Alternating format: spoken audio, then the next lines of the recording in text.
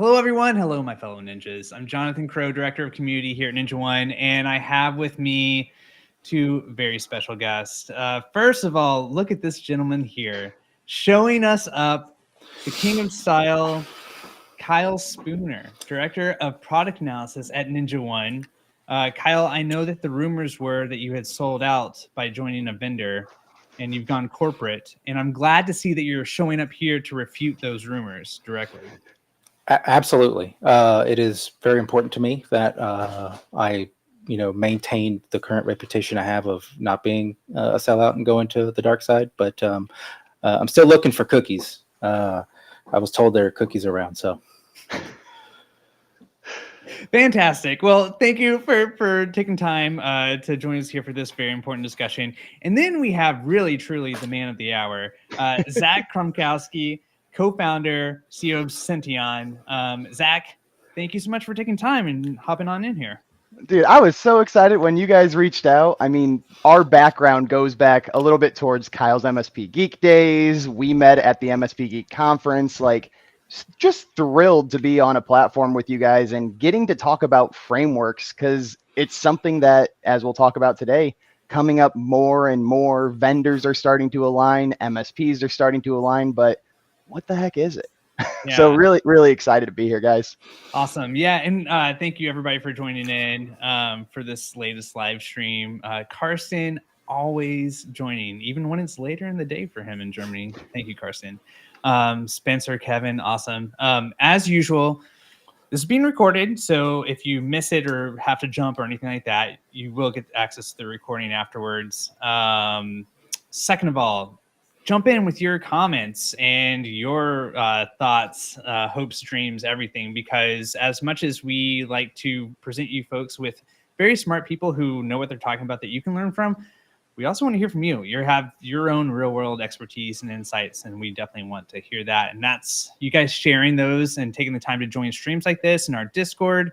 You sharing all those insights is really what's made the community super special. So with that, before we dive in, Zach, like you're mentioning, we're going to be talking a lot about CIS, about NIST, these frameworks that are becoming more and more commonplace in terms of the conversation, especially when it comes to security. But why it's important, and it kind of, even beyond the frameworks themselves, I think you and I hit it off because we met at MSP GeekCon back in May, and fantastic event, by the way, Kyle. And the hosts were incredible. It was super special. We tried. Anyone who is who missed out on MSP GeekCon, if you get a chance to, and we want to enable everybody to be able to have a chance to go next year. Once the plans come out for next year, we're really excited to talk about it and get people going. Really great conference. Okay, so that said, when Zach, you and we met each other, we geeked out over endpoint hardening. And you were actually kind of surprised how you found this this marketing community guy who was like actually excited about what you were talking about. You are one of the most unique people because, Jonathan, you are extroverted. You care about the people, the relationship. And, me, I'm very similar, but my company solely focuses on this concept of hardening, configuration management. And here is Jonathan at Ninja that does a little bit of this, a little bit of that, and all of these pieces. The director of community is now talking to me in depth of the challenges and the market research behind configs and hardening. I was so caught off guard by just the depth that you were willing to go to and were able to go to. I was like, okay, how did Ninja get this guy and how do I steal it? No, I'm kidding. This is like my one shining moment. This is like you picked like the one wheelhouse that I could actually go into. Prior to Ninja, I was an endpoint security startup, and I really, being at a security startup and selling security, it became very clear to me after reading all the threat reports and doing research into how are attacks actually playing out. Yeah. A lot of the things that could really stop attacks and break attack chains is the basic stuff, right? It's configs, it's securing insecure defaults. It's, back in the day, it was disabling macros, that sort of thing that was not sexy and that security vendors don't really like to talk about because they like to talk about their solutions. And so I really picked up on that, and that became kind of a thing that I really dove into. And then, so when I met you, you hit on my one shining moment, and the one thing I can actually talk somewhat intelligently about. I mean, from the praise you got, I'm sure there's plenty more, but I mean, you're spot on. And that's what kind of spawned this webinar mini series that we're talking about doing, because the Verizon DBIR, the, CIS, which we'll talk about today, right? There's so many different attack methods, attack techniques, and things that can be mitigated or reduce your security risk, or reduce your accepted risk without paying for another tool, right?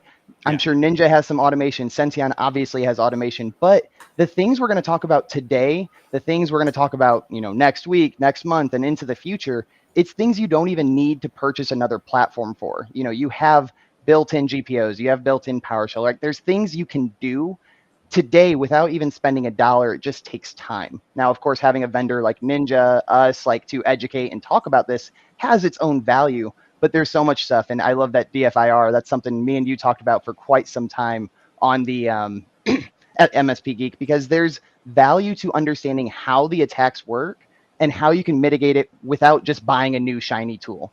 And we got to highlight Bob's comment there. That one's too good.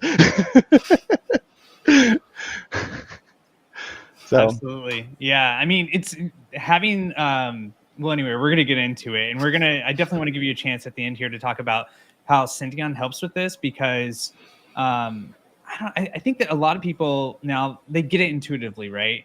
And Kyle, maybe you can jump in here too. Like, everyone knows that they need to sell the idea of security to your clients. In some cases, you have clients who are naturally going to be drawn to, like, yes, we have compliance standards that we have to hit.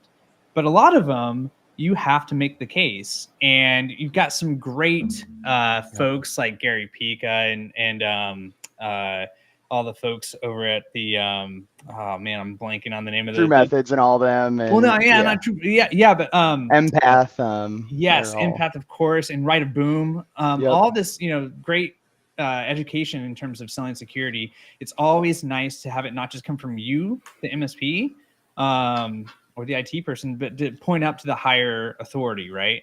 And so, yes, it's nice to be able to say, okay, we should apply to NIST standards, to CIS standards, and that can really be your overarching guiding force.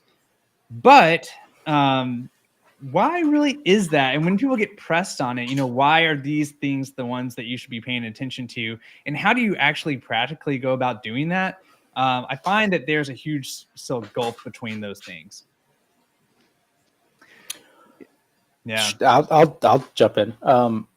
So I'm a recent Ninja hire. So I've spent most of my life in MSP. So I'm deeply familiar with the problems that MSPs face, and frameworks and security is one of them. I remember when backup became the thing, when Datto hit the market with their cloud-based systems, and it's just like, back in 2014, 2015, which seems like millennia ago at this point. And that was the rate. Like, it was like you had education around why you want to have this type of backup over the standard systems and what you needed to do that. And it was, like the 3-2-1 rule was spawned from that, right? 3 copies of your data, 2 different media, one of them offsite. Right. So, and that's easy for an MSP to digest and understand. When you're looking at security and frameworks, that goes out the window. You and I were talking, Zach, what's the NIST? How many different controls NIST has for their checks? CIS specifically has 153 different safeguards. And if we talk about hardening, just on a Windows OS, about 500 different settings. It becomes too much. So I love the direction you're taking this, and I have some follow-ups on it, because where do you start? But finish that thought. It's not just, but it's about how it's me. Why? Because I have to understand it to be able to sell it, to be able to pitch it, to be able to do it, right? And there's no 3-2-1 rule for security. It's security in layers, right? That's the general guide on how to be more secure. But, like, what does that even mean? Like, how does what layers do I need to put in place? MFA, sure. Setting up SSO, sure.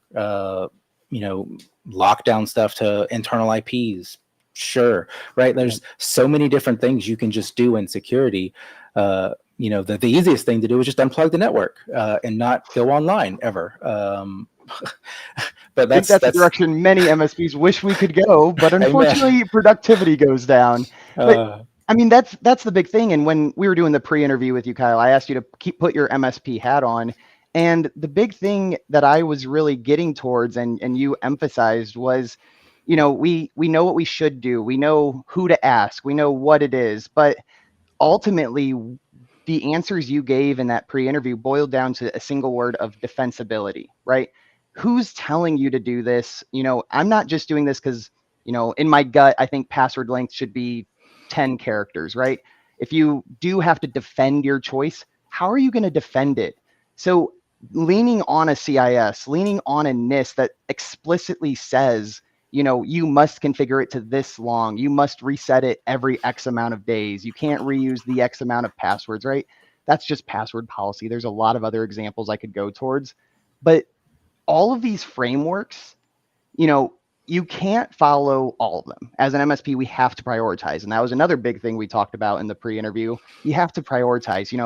If I'm an MSP and I'm targeting, POS systems, retail clients, I'm probably going to need to prioritize the PCI framework, right?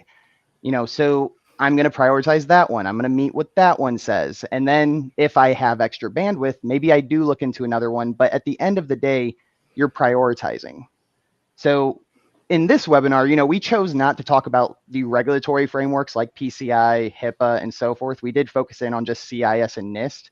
So let's actually just take a step back and really introduce at the highest level what this is. And I can kind of set the stage for us on this.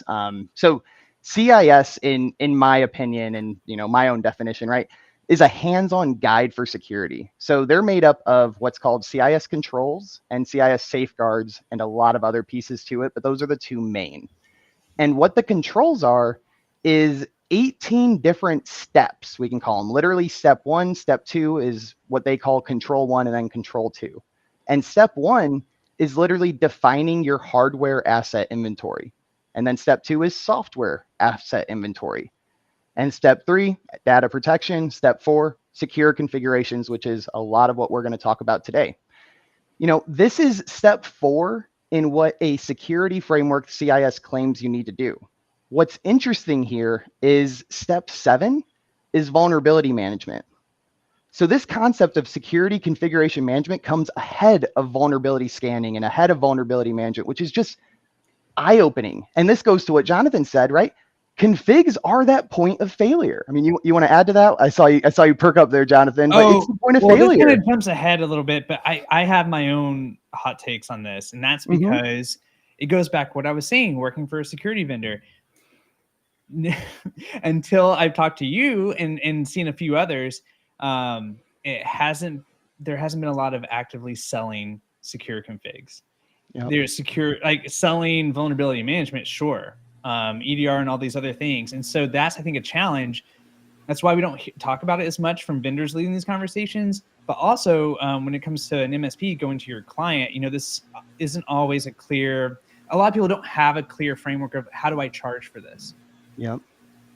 And that charging piece obviously is important because if you are going to do it, there needs to be a return. And that's one piece we can also get into here. But again, going towards, that's CIS at a high level. But what about NIST? Just to kind of make sure we have the explanation so that we can kind of dive deeper into this. NIST is kind of more of the strategic framework, right? It tells you need to achieve a strong password policy. You need to achieve XYZ, right? So it's more of the broader picture of how to manage cybersecurity that CIS really feeds into. So the big thing here, if you are an MSP that works in multiple regulatory spaces, has to follow multiple standards, CIS takes the next step and actually crosswalks their controls, their mappings into other frameworks. That way, by only meeting one framework, aka CIS, you're meeting 100 different ones, or you can attest to 100 different ones, right? And that's the two really big points I want to make sure is understood between CIS and NIST before we really go any farther. And Kyle, I know this was a big driver for you to do a part 1 webinar episode about, what is CIS, because me and Jonathan wanted to go into what is hardening. What's the point of talking about hardening if we don't even know what CIS is, right? So, anything more you want to add on, what is CIS and what is NIST here? No, I mean, you've covered it pretty well. There's thousands of frameworks out there. Was that XKCD, where it's like, we have one standard. Let's make a standard to rule all standards, and now we have more standards, right? And it's great that we can have this discussion and help educate those who don't fully understand. Like everyone knows CIS and NIST and NEST and PCI and HIPAA and all the other ones that exist. So being able to understand, the framework itself and some of the important ones that connect to everything, I think will help at least set the stage for the future discussions around the endpoint. Yeah, and I think that Zach, what I appreciate you doing this, and I think a lot of people would probably be looking for, is when you have these, how do you make a decision of which one you're going to prioritize or what you're gravitating towards? So, and I mean, great call out by Glenn here. In Australia, they have the Essential 8. We got Australia here? That's right. Man, international. It's global. Thank you, Glenn. I have no idea what time it is for you. I think you're calling from the future. I think it's Wednesday for you. Oh, it's early. Yeah, but thank you for calling that out. Essentially, it's awesome. But yeah, you have that. I think the UK has something else too. So, Zach, when you're talking with people, do you direct them to one thing versus the other? I mean, you were just talking about the kind of benefits of CIS. Yep. So it's about knowing their clientele, and this goes towards the next slide here. We can kind of jump into it. Frameworks don't make money, right? That's in my opinion an absolute myth, because depending on who you're working with and who your clients are, they're going to be required to do certain things, and they're going to be required to pay. It's the cost of doing business. Talking towards the Essential 8, this is actually something I'm like 99% sure that CIS does have a crosswalk towards. So again, in that scenario, I'd say, hey, if you're meeting CIS, you can now leverage, whether it's your own custom reporting, you build out an Excel sheet with all the crosswalks CIS provides. Senteon has some of those crosswalks built in, but now you can prove I'm doing CIS, but this is how CIS fits into Essential 8. And I know you mentioned some of the EU ones. I know the biggest one being talked about right now is DORA. I don't know exactly what it stands for offhand, but DORA is like coming up in all of my EU meetings lately. But that's another big one, and CIS doesn't crosswalk to that yet. So in that scenario, I wouldn't push towards CIS. I'd say, hey, your clientele, your EU is requiring DORA. CIS hasn't done the crosswalk yet. So we're going to need to do, CIS does map to the Essential 8, And they do their best to keep up to date with the NIST CSF. So it looks like they did keep up with, what is that, version 3.0, whatever it is. But and so DORA isn't a crosswalk yet, but that's something that I imagine will be coming. So you got to know who you're working with. We need to highlight David's comment. That's the one we need to. Yeah. DORA, there it is. Yeah, that's what it stands for. Oh, explore. There you go. Love that. No. All right. So I'm gonna have to swipe David's joke there. I think it's Absolutely. Yeah. But this was a big thing too with the non-financial ROI. So Kyle, this was a big part of our conversation too, right? I made the case, if you have clients who do require it, the ROI is easy. You bill based on projects. It's easy to prove value. It's the cost of doing business. But what if there isn't a regulatory requirement? What if security isn't something required? Is there any ROI there from your experience? Yeah. There's the ROI of not having to deal with a security incident, which is a huge ROI, right? So it goes into having to understand what I'm doing, though. Like if as an MSP, and myself and the staff need to understand what controls and what frameworks we're following and why we follow them ultimately. Because if you don't explain why, they're just going to be like, well, because someone said so, and that's just not a reason, especially in security, to do that, right? And it's constantly changing, which is another frustrating point for anyone following any of these guides, is they constantly are updated and they're constantly changing. And what is it? One of the frameworks recommended no longer doing password rotation because it causes a more additional work and additional chance of doing like password 3 and then password 4 whenever those 90 days or 60 days or wherever you have it set hit. So there's a lot of ROI that can be done, especially if you sit down and plan out what that can be. You want to try to do your best to cover as much for little initial work as possible, so that you can harden your endpoints and harden your infrastructure and your networks and all that good stuff. And Yeah. it's funny on the vendor side, Jonathan, too, with your background in the endpoint security, right? Is there value to, I mean, we say the word hardening, but this also basically means standardizing all of the machines. Yeah, that's kind of what I was going to get at. I mean, there is, I'm just going to go back. I mean, this is dating myself. I know Microsoft finally got around to fixing it, but the macro situation, right? Like, I mean, we saw them like inching towards that and then finally, going for it and then having to step back and because of the impact to people's workflows and everything, right? And people were yelling about it. And so you definitely have that risk, and you have to be out to point to some efficiencies. And I think that aside from the ROI of these are like proven to dramatically reduce your risk of suffering in a really business like critical event. I do wonder if there's some efficiency gains from some of these settings that, I don't know. Zach, you probably know better than I do. So but this is like a dream case study that I am working on. So there's two different aspects to this efficiency gain. So there's an efficiency argument to be made on the client experience side, but there's an argument to be made on the MSP efficiency side. So I'll first speak towards the client side. So when Kyle and Jonathan and myself say hardening, we are talking about a lot more settings than just these password ones. We're talking about machine and activity timeout. Don't display search bar in the browser. Don't have automatic executable downloads, right? There's, like I said, on the Chrome browser alone, there's 100 different settings. And on an Edge browser alone, there's 120 different settings. There's so many. And what's interesting is all of these settings don't necessarily relate back to security directly. They might relate to privacy or just distraction mitigation, right? So less things on the screen if it's not necessary. The widgets in the taskbar, for example, right? There can be a security risk there if, a bad actor puts a malicious executable in the widgets, whatever there is in the taskbar, but there's also the distraction factor. So the efficiency gain on the client side is by reducing the amount of things they can see and they can action with, or reducing with user rights assignments, right? We talk about least privilege, and hardening your settings relate to user rights assignments, right? Least privilege, that's Control 5, account management relates right into that.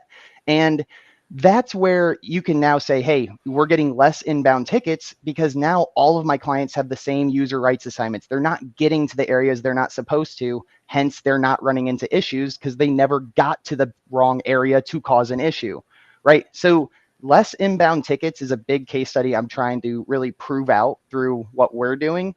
But on top of that, we just talked about it, standardization. Kyle, on the operations side, is automation important to you? Was that valuable whenever you could automate something? I am in the minority in this discussion. Automation, is the most important thing a business like an MSP can have. It is not a side effect of needing an RMM type tool. I think that automation should be the lifeblood of an MSP. So yeah, absolutely. Well, we need to drill in on that. You said minority. I would consider that viewpoint the majority. Why did you say minority there? Because it's not invested into. That's the general aspect. I'm heavily involved in MSP Geek. I've been so for years. I've worked for several MSPs, and the value that most businesses place on automation is not where I think it should be. And because there's not a focus on it, they see as a cost center versus a way to generate additional revenue. And because it's a cost center, they don't invest into it. Whereas if you invested into it, you can reduce the big cost center of the help desk and projects and the entire rest of your business. You can do all kinds of great stuff with automation and someone who knows how to do it very well. And having that type of resource and that type of department inside an MSP, especially as you grow, will allow you to capitalize on things like this. You can build a system to automate some things you like, and then deploy that across your client base. And why does this sound very familiar to what we were just talking about? It's the same thing. It's very similar. It's seen as a cost center, configuration, endpoint hardening, attack surface reduction, and whatever you want to call it. I think there's a similarity there. It's seen as purely like there's just cost associated with this. It's not ROI generating. And so I think that's a key thing to fight it back against. God, I could let's just stick on this topic, and if we don't even go to all the slides, that's fine. This is the conversation I like, because this is real, right? This is live on air. These are the real thoughts coming at us in real time, right? You know, I was going to go a direction with Kyle with my statement, and Jonathan kind of pushed it even further, which is awesome. But you have to have that ROI, right? It's viewed as an initial cost center. So, Kyle, I guess circling back to you and your point of view on the operations, right? If all of the endpoints are standardized to have, say, the same configurations, right? You can't have all of your clients across all of your industries have the same software, because there's going to be unique software per industry, right? Whatever system they need, whatever software they need. You can't standardize everything, but you can standardize settings across all of your clients to an extent. There's going to be some settings you can handle, you can't handle. SMB1 might need to be used on one machine, but not the other. But for the most part, you can standardize a lot. Yeah, you can chuckle at SMB1. That is probably the most common finding Senteon has when we go through our learning mode. Yeah, it's a reality we live in. But standardizing all of these settings, if all of the machines were configured almost to the same point, Kyle, would it make that cost investment or that time investment into automation a little bit easier? Like to Jonathan's point with the cost center, would creating automation be faster if each system was set up the same way with the settings? Potentially. It would depend on the settings, the baseline that you would have, because obviously, you know, as you mentioned, some clients will be able to have, you know, some things, but there is at some point a baseline every single client can have. Yep. But I know MSPs who have clients that are still running things like 2003 server and Windows XP and stuff like that, and are, you know, even now Windows 7 is gone. And so at some point, yeah, you know, you can build out automations to cover the majority of your client base, and the more you protect, the more you harden, the less risk you have, right? It reduces that risk, maybe to lower your cybersecurity insurance claims and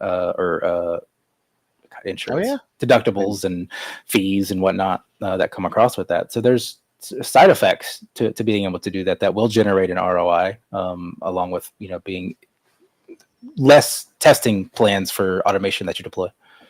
Yeah. And Jonathan, talk towards Ninja a little bit. I know, I don't know everything that you guys are working on. You guys have your feature update call, I know, coming next week. So that'll be really cool for everyone to see. But on this automation topic, like, I know for Senteon as a vendor, like, automation is our forefront. We want one single click, thousands of things change. Like, automation is our forefront. Is this also something the Ninjas of the world are looking at and trying to make more available?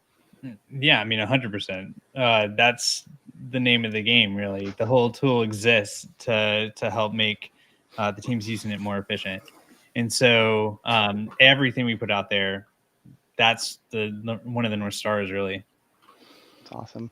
We have what, like 250 scripts that come out of box? Yeah. So, I mean, I'm glad you brought this up too. I'll share a link to, there's some that we made available. We had a series last December that was like the Advent calendar, but it was like the PowerShell Advent calendar. And that sounds disgusting, but that's so creative. It highlighted like some of the out of box ones, but then also made them pointed to blog posts. So even if you don't use Ninja, you can still have the PowerShell script. And we're going to do that again this year. But a lot of those scripts were made disabling. They were basically, a lot of them were hardening based, and this is like they were some of the most popular ones. And so we definitely see people getting excited about it. And Kyle, just to put a bow on this one, our goal basically is to think about things like, okay, we have these requests, we can serve this in a way of giving folks access to a script. Now we can put it right out of the box and bake it into the product. And then what are some, going a step further, can we even reduce that down to not having to do scripting at all, but managing things through buttons and toggles? Yeah.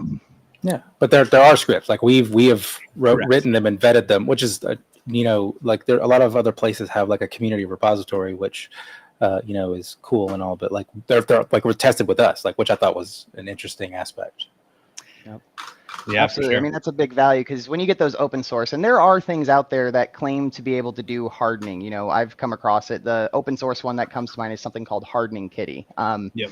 It's not the most usable. Maybe you've heard of it. Sounds like Kyle has. Like it relies on GPO to work, and if anyone has ever deployed a GPO policy or deployed an Intune policy and realized a week later it never even took, or a week later it changed and it only took for a few minutes, there's shortcomings to it, which is awesome. You guys kind of hinting towards that toggle feature. Like that's how Senteon does it too, right? There's no PowerShell with what we do because we can't, if we're going to effectively harden, we can't rely on Microsoft mediums, right? Because GPO is GPO, right? We have to become better than Microsoft, better than a non-security company, even though they hold the stature of a security company. I would say more of their reputation for the mass deployments of the systems that they support in that aspect are extremely difficult and are bound to have problems and issues that they were unexpected. For those who have done coding and development and DevOps stuff,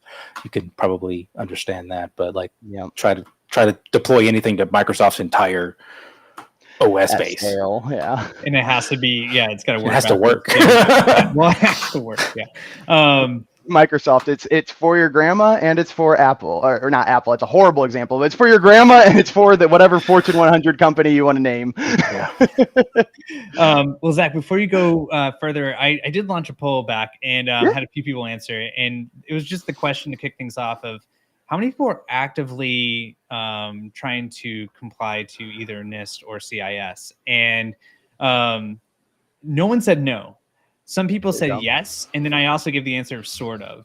And some people selected that too. So I'm curious, for those of you who did reply to that poll, thanks for doing that.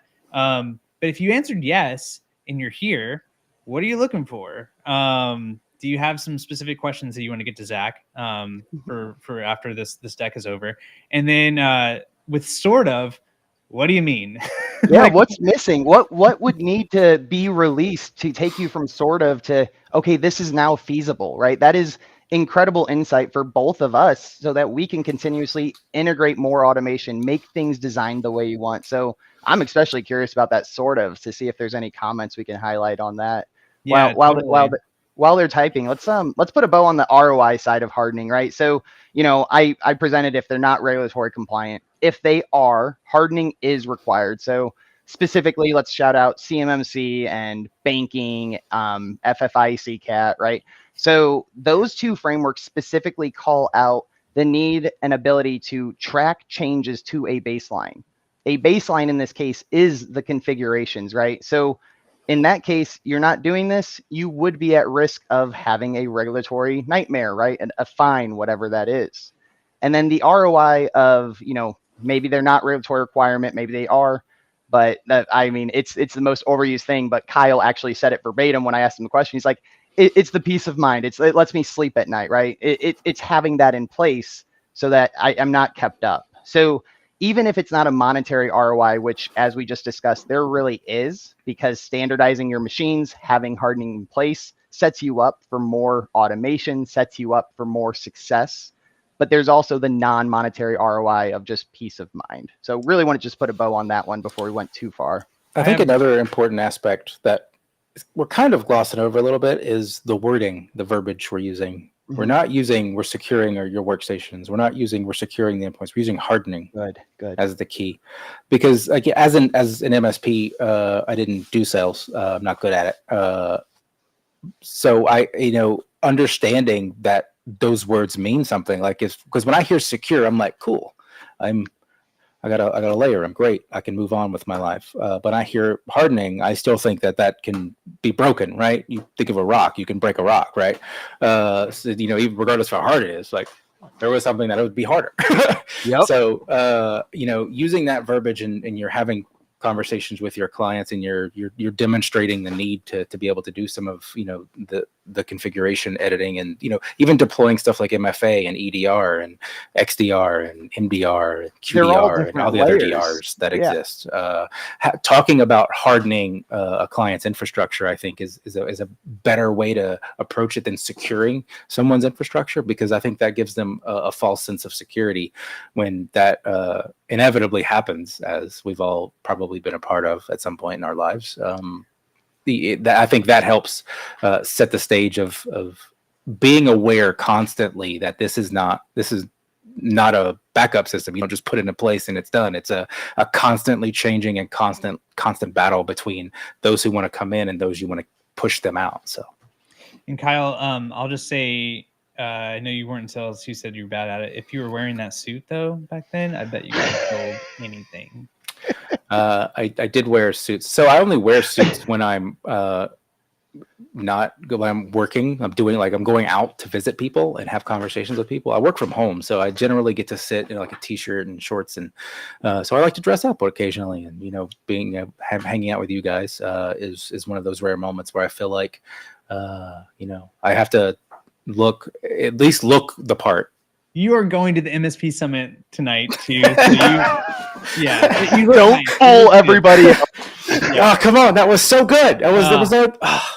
Spoiled everything. So, Zach, there is one other thing, aspect of this. For the value, the ROI, not necessarily of the end client, but for MSPs out there. I've been talking a lot about differentiation and how that's getting harder and harder to do. Oh my gosh, this is a good topic. And how everyone says the same thing, right? You know, we are the best support. We are the fastest to respond. We are the most secure. And so having these standards that you can point to, you know, that takes some of the wiggle room. You can't really fake that, right? Or maybe you can. I don't know. So now this is actually a great topic. I just had a very similar conversation with Luis Geraldo from ScalePad, and basically we were making the claim, and guys, push back on me if you disagree with this claim, but every MSP has to get to the same baseline. They have to get to the same minimum level of security, and that is what me and him started to call.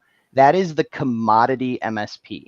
Every MSP must do XYZ, otherwise they are less than a commodity and will be left behind, right? They must hit that initial baseline. But what happens after you get to that baseline? How do you differentiate? How do you stand out, right? And what defines that commodity layer? You know, that's up for debate. We didn't define it to an extent, right? But once you get to that defined baseline to where every MSP has to get here or they're left behind, what can you do after that? And the after that point is what's going to make you retain your partners, gain new partners, gain more business, right? That's what's going to happen. So let's say hardening is not part of that commodity baseline. Okay, let's say that's not part of it in your stack, in your vision as you're an MSP owner, right? So I would argue, and again, you guys can push back, I would argue at least probably 70% of MSPs, I'm pulling that number out of the air, have at least a vulnerability scanning tool. They at least have a way to perform scans. Jonathan's already squinting, so maybe my number's a little high, but they at least have some way to do scans. So if you're not performing hardening, that allows a different MSP or, you know, someone to go to that end client and say, hey, let me run this scan. And if all of those Windows settings are in the default state, which again, fun fact, about 70 of the 500 settings on a Windows OS will be incorrect. 15% is only correct by default. So if you do nothing to your OS, if you don't change a single setting, you know, it's functional, so why secure it, right? It's working, why change it, right? Don't break it if it's running, right? Anyway, don't fix it if it's not broke, right? That took me so long to remember that phrase. That was so embarrassing. Live on air. That was just sad. Anyway, if you don't do anything to that, when that new MSP comes by and says, hey, let me run the scan, it's free of charge because we know scans are cheap, they're going to see all red and they can say, your MSP is not doing anything. We're going to do that for you, right? Because their commodity level, their baseline level includes hardening, includes configuration management.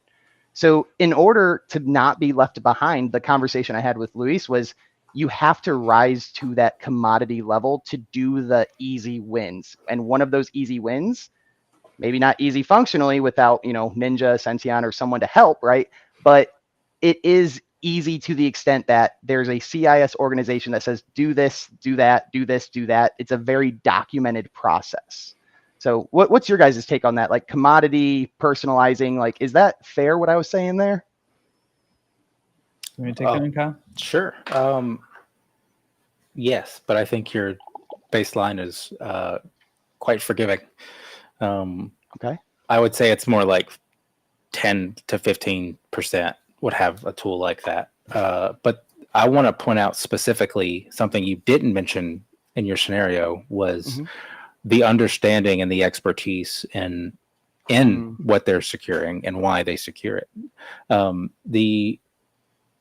I've had thousands of conversations with vendors who wanted to come into the community, with MSPs, and with just clients in general about stuff such as this. And every time I have this conversation, is we're a people industry, right? People talk to people, people work with people.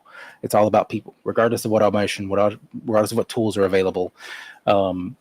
If you can go in and demonstrate your expertise by asking the client security questions and asking and explaining to them why they exist, they're buying in to what you offer, regardless of what your baseline may be, because they start to trust you. They start to understand that you know what you're talking about, right? Going to a car dealership is not exactly a great experience, right? Because most cars are the same. They might have like a cool infotainment system or the heated seats or whatever, but that's generally about it. Like not a lot of people are going to be like, I want the V8 with turbochargers and all this fancy equipment, right? So if you go in and you demonstrate, hey, what do you guys use for multi-factor authentication, and is it tied to all of your business applications? Stuff. Asking them questions specific to what is in your baseline and what you want it to be will demonstrate that. So if someone does come in and be like, yeah, this is all red, and you ask them, well, why? What does it mean? Why it's red? They're not going to be able to answer that question, because a lot of times they're going in with a tool, scanning it, and they're using it as a sales asset and not an actual understanding of what it means. And I think that, going back to the very beginning of this whole thing, is trying to understand what NIST and CIS are about and why you should implement them and why you should attempt to harden your systems as much as possible, right? So being able to go through that and be able to speak intelligently and confidently in what you're doing is invaluable, because you're not selling at that point. You're just asking questions, but the client is selling themselves on you. Yeah, I understand that full picture.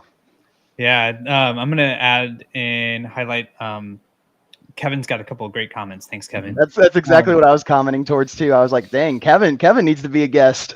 Yeah, he's come on. You want to come on, Kevin? So he's got, as an MSP, like, you should weigh these risks of taking on regulatory clients. Yeah, you're right. There's a lot of, hey, this could be easy. There's a lot of this goes into the whole, we shouldn't get into it here necessarily because that's a whole other conversation, but MSP versus MSSP thing, right? The push to sell more security solutions has caused some people to go over their skis, and if they're being honest, right? And that can fly in some cases, and then others, especially regulatory clients, it won't. You mentioned Zach, CMMC is coming, and so we've got Bobby Guerrera at Axiom is a customer, and he's a great guy. He's been talking about CMC for they've been on that journey for a couple of years now, and they've been very transparent about everything they're doing to go through it, and it's a huge investment for them. But he's making that investment because he sees that as, okay, these regulations really are coming soon, and it's going to help differentiate them because they're one of the few ones that are actually going out and really taking it on seriously. So that goes into Kevin's second comment here. Basically get in front of this stuff before you're required to. You want to be able to have the option to be able to do it at your own pace and to do it well versus really feeling the heat and having to scramble. You don't need to know it all, right? As an MSP, as an owner, as a leader in the company, you yourself you can delegate that to someone. That's what I did because security kept changing too much and my brain was breaking. So I was like, you know what? I'm gonna pause here, let stuff settle down a little bit. You could be in charge of keeping up with all the framework changes and stuff like that, and that's okay, right? It's okay to have someone else be that expert, and you bring them in when you need them, right? Don't lie to a client or someone else. Don't say but have an expert, right? That's why you have staff. Yeah. And the other piece with Kevin's vendor due diligence. So this is a big one, and this is something, and I'm not going to at all say any vendor by name. You can't force me to do that. But there are vendors who have a software. When Senteon turns on the CIS benchmarks, we change 1,000 policies. There's tools out there that no longer work. If you are a vendor and you can't operate on a CIS hardened device, there's something rudimentally wrong with your technical debt in the back end. So that's terrifying because they're popular solutions. They have a brand. They're not just a startup, right? They're used in a lot of MSPs. And when Senteon comes in, we're like, hey, you use this software. If you harden this setting, it will cause that platform to no longer function. You're going to have to create an exception. Now you're accepting risk that you wouldn't have to, because your security vendor can't handle security settings. So yeah, Kevin, vendor due diligence is huge. The other aspect Kevin talked about was updating. And, I dropped a response comment. It is too much. And Kyle, you mentioned this, right? Delegation, right? Is, as a COO and, depending your role, you may have to consciously ignore some of these frameworks. Like that's not your lane. You have to make the decision. I need to focus on the automation. I need to focus on this piece, but you can't just ignore it and not tell someone else to care, right? There needs to be someone there handling it. And that's something you emphasize. So I think that's absolutely the right way to look at it. But these things update. So CIS does their best to keep up with the updates and the benchmarks and the new configs, right?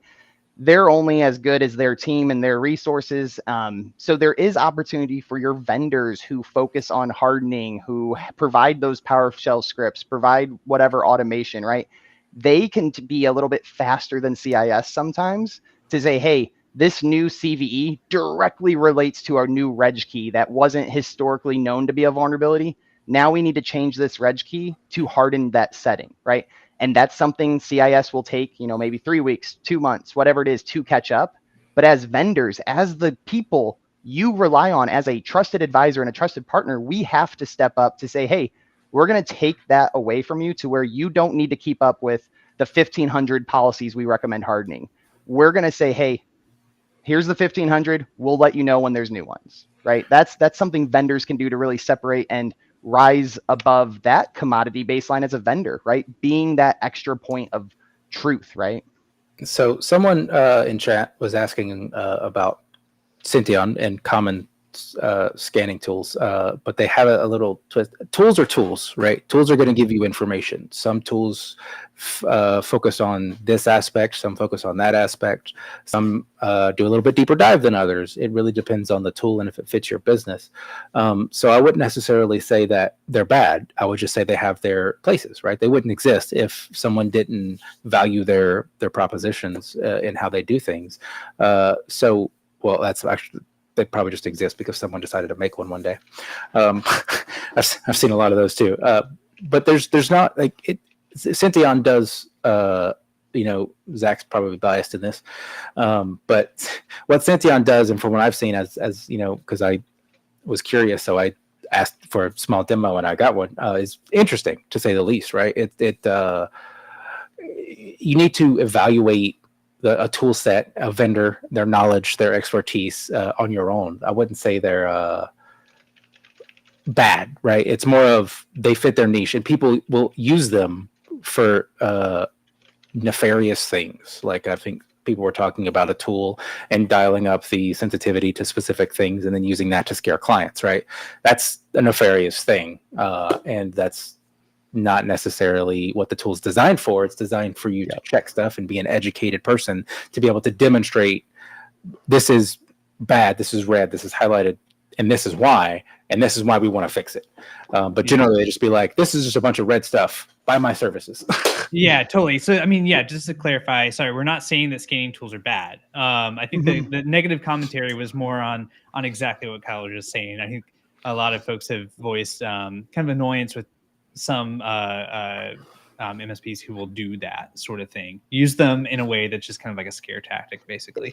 And also, point number 2, clarification for Zach. Yes, Zach was saying this in the chat. Senteon is actually not a scanning tool. Like Senteon will do scanning, but actual remediation of specifically to his, like, he's scanning to be able to fix and update and change his section. Exactly. So we're very focused on very focused on a scope of vulnerabilities, which is hardening. We're a hardening management platform, not a vulnerability management platform. So just hardening.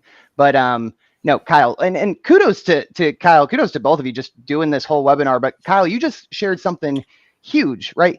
You just shared, hey, I was curious what Senteon was doing, and I asked for a demo. Kyle's a vendor now, right? Why does Ninja care what Senteon's doing, right? So kudos to just the product team being on this webinar with me, right? There's so much opportunity for both of us to be better together and build this. Hey, Ninja does that, Senteon does that. Here's where it overlaps. Here's where, if you really need to be compliant, maybe you got to go here. If this is just doing your best, maybe you go here, whatever that is, right? This is where I think vendors just have the largest opportunity in the world if you just take the time to learn about the new companies, learn about what's going on in the market, and we can help each other rise our own tides, right? It's not just MSPs rising tides, vendors can be better too, right? And to my previous story again, like, if you have a security solution that can't run on a CIS hardened box, I have reached out to that vendor, right? So I'm not just bashing them in every sales call or anything. Like, I've reached out to them saying, hey, whenever we onboard someone that uses your platform, we break it and we kind of indirectly make you look bad. What do you want to do about that? So just kudos on both of you guys for wanting to do this webinar and talk about a topic that is just becoming hotter and hotter, because there's value to everything that we're doing together. Well, thank you for coming on too, and thanks everybody for tuning in. Even Dean, who was making fun of me for not having a suit, thanks a lot, Kyle. Zach, let's bring it home. And yeah, perfect. I was gonna say takeaways. What are some actionable things for the folks? Again, keeping maybe that poll in mind, even though not everybody who's watching answered the poll.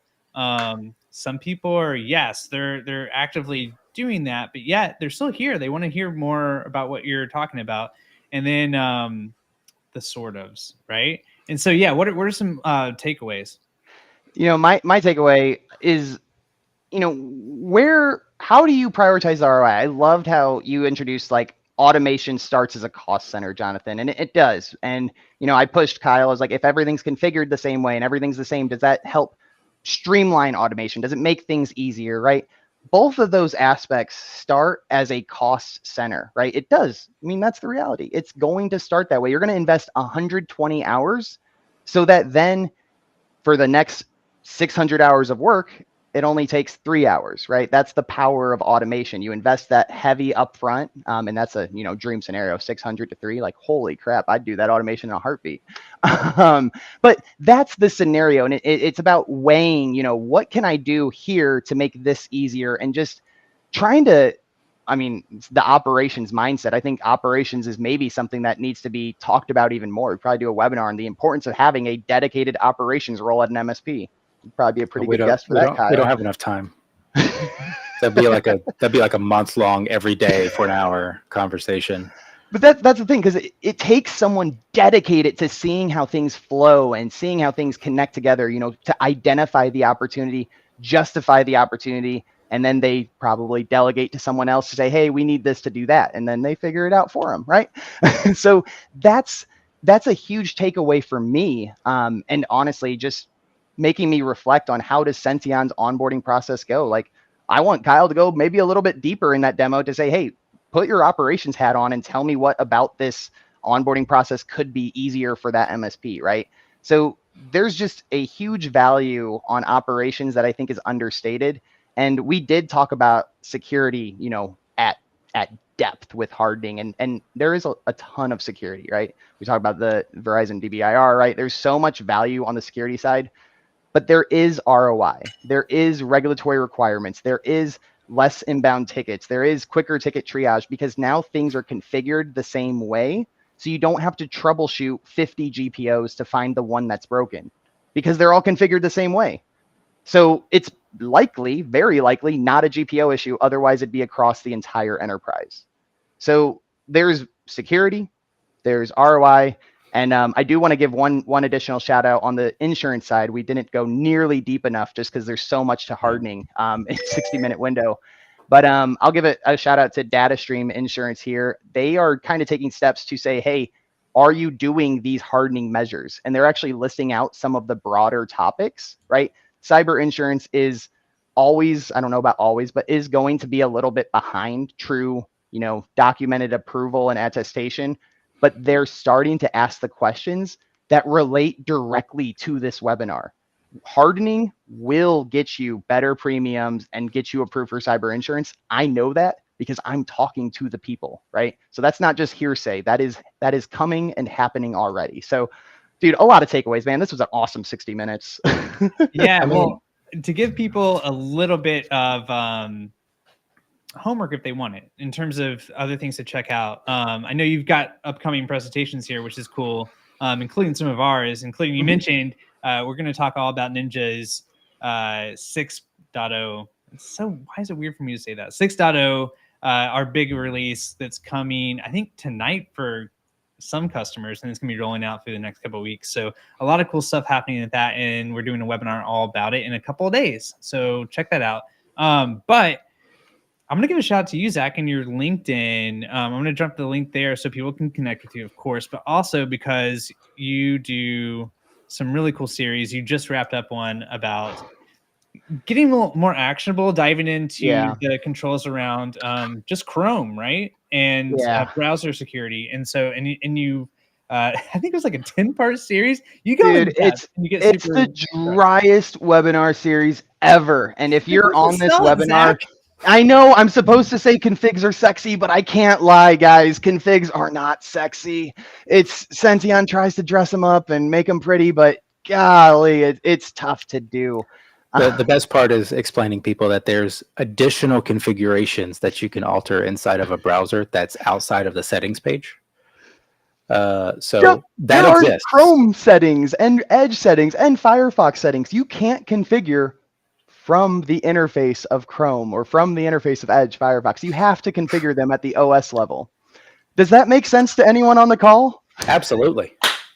It sounds fun, and we promise you it's going to be worth it. So can we promise sexy, Jonathan? Will it be sexy for anyone? Well, we'll see. Just put a suit on. Just put a suit on and anything will work. But that's the thing with this. And thanks for calling attention to that webinar series because, we do partner with CIS as an organization. So they join our platform. I stream them live. It's all free from my LinkedIn page. But we take 10 to 12 GPOs every single week. We're doing a season on Edge hardening right now. So Chrome was 10 parts.